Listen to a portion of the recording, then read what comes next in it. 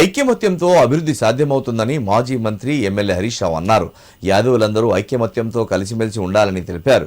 కలిసి ఉంటేనే కుల సంఘాలు మరింత బలోపేతం చెందుతాయని పేర్కొన్నారు. సిద్దిపేట జిల్లా నంగునూరు మండలం పాలమాకుల గ్రామంలో శ్రీకృష్ణ విగ్రహ ప్రతిష్ఠా కార్యక్రమానికి మాజీ మంత్రి ఎమ్మెల్యే హరీష్ రావు ముఖ్య అతిథిగా హాజరయ్యారు.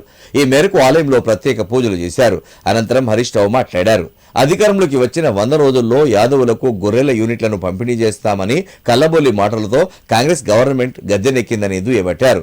సీఎం రేవంత్ రెడ్డి అధికారంలోకి వచ్చి 800 రోజులు కావస్తున్నా నేటికి హామీని అమలు చేయక యాదవులను మోసం చేశాడని మండిపడ్డారు.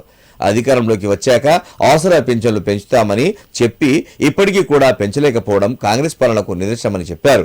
ఎన్నికల్లో ఇచ్చిన ఏ ఒక్క హామీని అమలు చేయకుండా కాంగ్రెస్ ప్రజాపాలన కొనసాగుతుందని ఎద్దేవా చేశారు. కార్యక్రమంలో పలువురు నాయకులు పాల్గొన్నారు.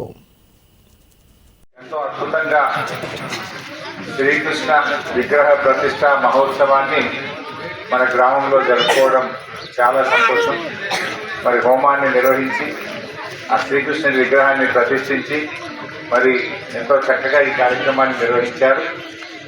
అందరితో కూడా నాది ఒకటే సూచన ఏంటంటే కలిసిమెలిసి ఉండండి. మీరు కలిసి ఉంటేనే మీకు బలం. ఈ మధ్య ఏదో చిన్న చిన్న గ్యాప్లు వచ్చినాయని విన్నా. కలిసి ఉండండి మంచిగా. ఎప్పుడైనా పాలమాకుల గ్రామం చాలా యూనిటీగా ఎంతో బాగా కలిసి ఉండేటువంటి గ్రామం. నేను కూడా ఈ గ్రామాన్ని అనేక విషయాల్లో ఒక ఆదర్శ గ్రామంగా నిలిపే ప్రయత్నం చేశాను. ఆ రోజుల్లో మండలానికి ఒక్క గ్రామం మాత్రమే 100% సీసీ రోడ్లు చేస్తామంటే ఆ రోజు నేను పాలమాకుల గ్రామాన్ని సెలెక్ట్ చేసుకోవడం జరిగింది.